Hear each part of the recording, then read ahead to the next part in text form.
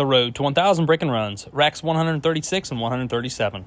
We have 9-ball, 9-foot table, 4 to 1/8 inch pockets using a template rack, World 9-ball tour format break, trying to make the 1 on the side. Big break there, did make the 1 on the side. I didn't have quite a good enough stroke on the cue ball, and it did go around the table in the upper portion and come back down here toward me. Looking right away to see if I shot on the 2-ball, and thankfully I do. So I switch out my cue balls. You always notice I break with an old cue ball, put my new one in play. Same exact cue ball, just try to protect the new one. Shooting the 2-ball in the upper left-hand corner pocket with a high right spin around 2 o'clock. Sending the cue ball 1 rail, 2 rails, going toward the 3. This is called coming into your angle. You have a lot more room for error doing this instead of coming across your line. 4-ball resides really close to the 3 here. Pocketing the 3 with a low right spin, just dragging it off the left-hand long rail, popping out, trying to leave myself a slight angle in the 4-ball here to make my way to the 5. Releasing my stroke here a little bit, I'm going to pocket the 4-ball with a draw stroke around 5:30, dragging the cue ball back off the left-hand long rail out toward the middle of the table to leave myself nice and straight in the 5 so I don't have much cue ball movement going from the 5 to the 6.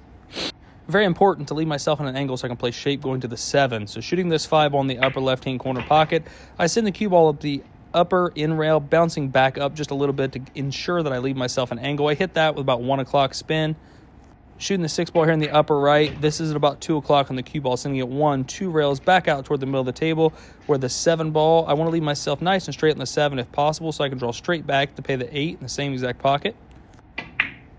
I got exactly where I needed to be. It was honestly absolutely perfect. I couldn't ask for better. I drew back, left myself a nice shot in the 8. I'm going to float over a little bit to create a little distance between the cue ball and the 9-ball there. That was a stop shot.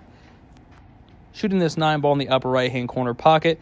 We'll conclude this rack on the road to 1,000 break and runs. If you guys would, just take a minute, hit that like button. I greatly appreciate it. Go ahead and share if you want to subscribe. We got 9-ball again, same exact format. The goal here, World 9-ball tour format break, is to make the 1-ball in the side. Guest starring my dog Nyla. She's peeping in for a little look. Nice stroke there. Sent the cue ball back and forth through the rack as intended. It did get kissed, but the 1-ball did not go in the side. It went a little bit above the side. Therefore, my break was not successful. Thankfully, I did pocket a ball in another pocket. See me switching out cue balls again, as I explained earlier. The 1-ball does go in the side pocket here. There's just a little bit of a gap between the 1-ball and the rail, so it does go if you're very careful. The 2-ball is in the upper portion of the table near the rack. No easy shot here to play position. We're trying to do runouts here, basically break and runs, break the balls, get out. So I elect to play the combination here. It's not something you're going to see me do very often whatsoever. I'm terrible at combinations, but the fact is I could not play position on the 2-ball for the upper right-hand corner pocket. Not very easily anyway. This was my highest likelihood of running out. So you see me taking my time here, picking the line on my 2-9 combination. For my level of play, I shoot combinations about 100 points, Fargo points lower than what I am. Taking my time here, lining up the 2-9.